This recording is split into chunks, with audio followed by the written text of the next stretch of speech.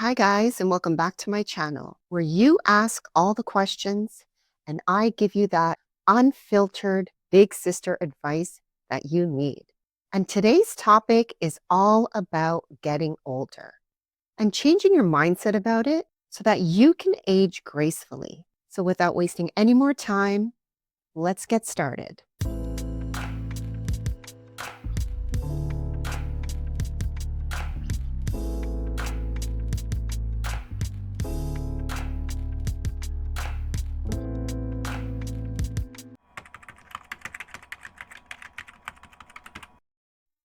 What are my thoughts on plastic surgery? Well, my view on plastic surgery has changed so much over the years. When I was much younger, I was willing to nip, tuck, and do whatever I need to feel snatched and young. But I feel it was when I started to really dive deep into my self love journey and really doing that inner child work where I was no longer willing to put myself electively through so much physical trauma just to look good. And a lot of that times, the reason wasn't even just for myself, it was for other people to view me a certain way. And so I'm not saying I'm against it. It's just something that I would give so much more thought and something that I wouldn't just do. Because you got to understand one thing, the older you get, the less fucks you give as well. And so when you have that mindset that's sort of unbothered, you don't care as much what people think of you will become a little bit more okay with your flaws and not feel so insecure about them. And remember, the quality of your thoughts will directly affect the quality of your life. And so a lot of this fearing getting older, a lot of this feeling old, like it'll never be the same, it's a mental game. So you need to check those inner thoughts, those intrusive negative thoughts of yours. Because once you work on that and you no longer are a slave to that internal dialogue, that's when you win. So don't be scared of the process of aging. Embrace it. Flip the script in your mind so that you see it differently. And spend that energy on things that actually matter. Use it on feeling good from within. And don't focus so much on the shell because you'll never feel your age. You'll always feel younger. And the mind fuck really comes in when you look in the mirror and what you feel inside doesn't match your external self. Just remember, it's not supposed to. There's so many people, even in their 70s and 80s, that don't feel their age. So I feel like that's just something that's always going to be. So focus on your inner world so you can see yourself differently and you can see the world differently. So I support it if it's something that you really want to do. But the number one thing you got to keep in mind is to make sure that you're doing it for you and that the decision comes from a healthy place and it's not for other people or it's not about you overcoming your insecurities and giving yourself a self-esteem boost because that's not going to be the answer. And not because you're trying to feed your self-esteem and you don't think it's something that's suddenly going to make you confident overnight because it doesn't. Next question. So, how do I stop comparing myself to not only the younger me, but to people out there that are younger than me? I put myself in a whole other category.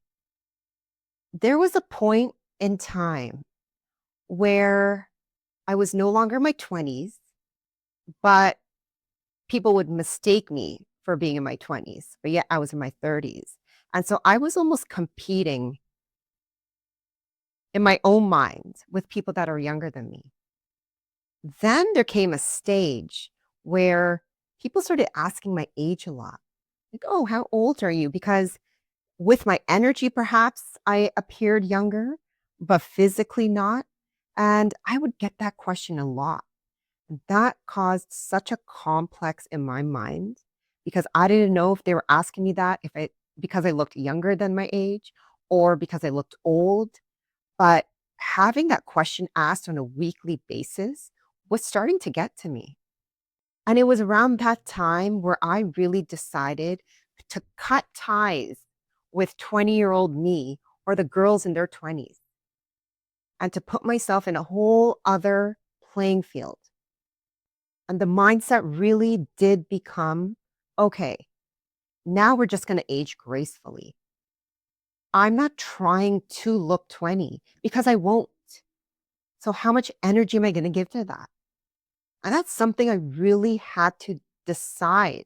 I'm not saying I never get insecure or I never compare myself. But what I'm telling you is that I made a decision to stop. I made a decision to become aware of it, to catch it, and to not let those thoughts spiral. I'm actually taking it a step further now. I'm thinking of those women in their 60s and 70s that look fly. They had their hair done, they put their little earrings on, they have a cute little jacket on. Because I lived in New York for so many years, there's so many older women that are so stylish. And so I'm looking at them now. I'm looking at going in that direction and not looking backwards because looking backwards hurts. Looking forward at the older woman I'm about to become and being stylish forever is inspirational. That gives me motivation. And so that mindset shift and that energy shift changed the game for me. It's almost like accept it. And what are you going to do about it? How are you going to feel your best at this age and years to come? And that made a huge difference in my confidence. And I often also consider the wisdom I have, how much life experience I have. Those girls in their 20s, when you, even when I was in my 20s, I thought I knew it all. I thought I did it all, knew it all. No. It's when you get older, you realize you didn't know shit. And so I also take into consideration my mental. And I think about how valuable that is because it's not all about looks. And so when I factor it all in, I'm like, fuck yeah, I got it. And I don't want to be young and dumb. So it's all a mental game. It's how you see it. Half of that is the battle. When you think the battle is looking as young as possible and going through extreme measures to do so, when if you fix your mindset, you'll change your life and you'll change how you view aging. And it'll be such a more enjoyable process for you. Next question. What do you do if you keep looking in the mirror and you keep picking yourself apart? If the mirror makes you feel so insecure, then you have to stop looking at it so often. Because every time you stare back at yourself in the mirror, you're giving yourself an opportunity to point out a flaw or to say something negative. And you know that doesn't make you feel good. The same thing goes with pictures. And I know we're in a day and age where everybody's cameras are out. But the more pictures you take of yourself, the more you zoom in, the more you're going to have to say about it because you're your biggest critic at the end of the day. And don't think that more pictures you take, the better you'll feel. No, it becomes an endless pit. And there's so many things that people don't even notice about us that we have under a magnifying glass. And it becomes very unhealthy after a while because you have to accept the fact that you're getting older. You have to accept the fact that wrinkles are coming, all the stuff.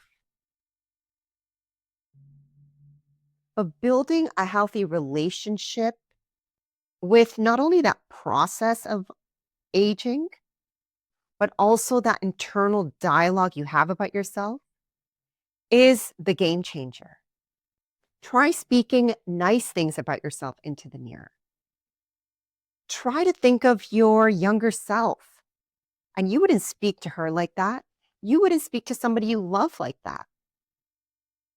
But here you are, scrutinizing your looks and making yourself feel horrible about it. Because what you see in the mirror or what you see in pictures stays in your mind. You start to believe that you're not good looking, you're not good enough, you're not attractive, whatever it is. And you bring that out into the world. You'll be sitting at dinner, self-conscious about something that nobody notices.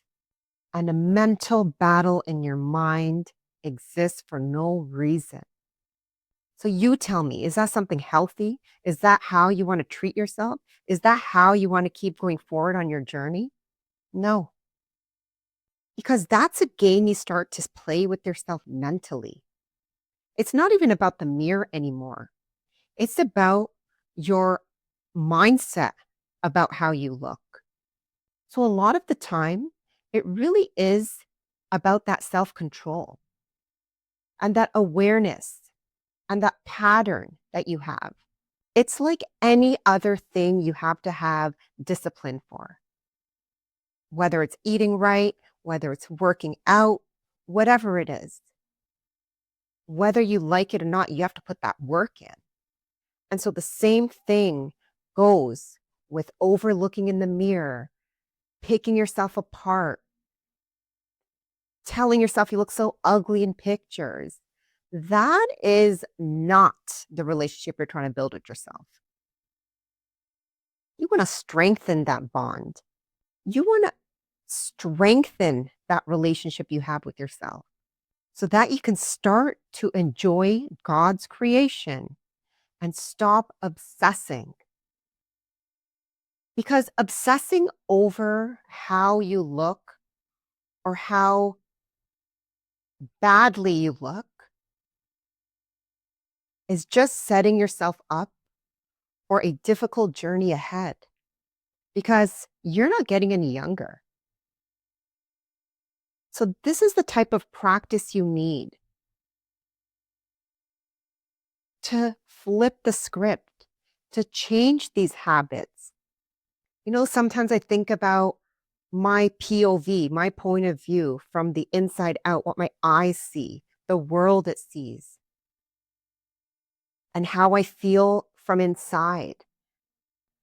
I really make a conscious effort to live from the inside out, feeling so good internally that you feel good and you put that good energy out and not being weighed down by a story in your mind that's not even true. And lead with that energy because the mirror can be an endless pit for you. So do what you need to do to make sure it's not something you dread or it's not something that affects you negatively. Next question. How do you stay looking radiant, rested, and younger than your age? Let's start with not stressing as much. Stress, and I never noticed this until I was much older, how much the stress was showing on me physically. When I went through my toughest times, I can literally see more gray hairs coming in, wrinkles, skin feeling and looking dehydrated. I mean, if there's one thing you're going to manage, it needs to be your stress levels because that shit will age you faster than anything else. So life happens, shit happens, you're going to stress out, but you need to have practices in place that relax you and make you feel good and bring you back to ground zero so that you're not living in a heightened state of stress constantly.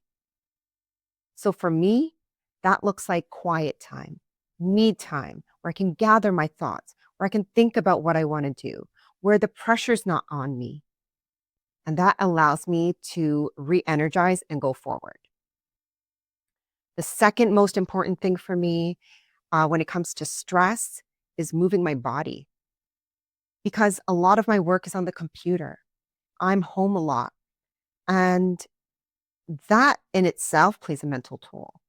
So I make it a point to do Pilates 5 to 6 days a week, go to the gym, go for a walk. The difference it makes is incredible. And it's nothing complicated, but it works for me. And that's half the battle is moving your body and feeling alive, feeling good. Your mental's on point. You just feel light. The second thing is obviously food. I mean, you are what you eat finally makes sense to me because when I was younger, I would get away with eating whatever I wanted and stay thin. And it's not like that anymore. I've become so much more healthy and I eat much more lean. And a lot of my food is plant-based. And a girl has 99 problems, but sugar is not one.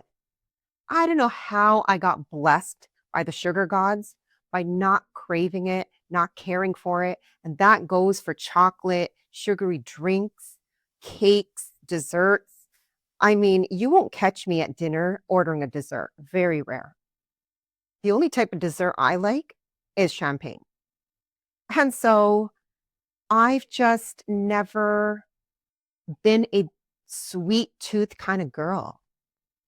And I've noticed now that I'm 42 how that's significantly impacted the texture of my skin, my cellulite. I feel I would have been so much more saggy had I indulged in sugar throughout my life. So being really mindful about what you put in your mouth, not only do you feel good physically, but it really affects your skin. And that's something you need to understand. It's very dehydrating to eat a lot of shit. Now, I'm not going to sit here and pretend that I eat perfectly. No, just because I don't have a sweet tooth. I mean, give me some French fries, burger, pizza, chips. That's my thing. But again, as much as I love it, I always have to limit it. I don't bring a lot of that stuff into the house because I will eat it. Which brings me to my next point, water, green juice, keeping yourself moisturized from the inside out. Because you can layer and lather on as many creams as you want, but if you're not eating right, eating healthy, giving your body the nutrients and the water that it needs, you're going to dry out. I know it sounds horrible, but that glow, that natural glow, doesn't matter what age you are, really does start from the inside out. And so it's food, food, food. Don't stress and eat right and move your body. Those are the three things that I would say keep me looking young and vibrant and younger than my age. I hope this video was helpful for you. Please leave me a comment and let me know your relationship with aging and what you've done to make it a healthy one.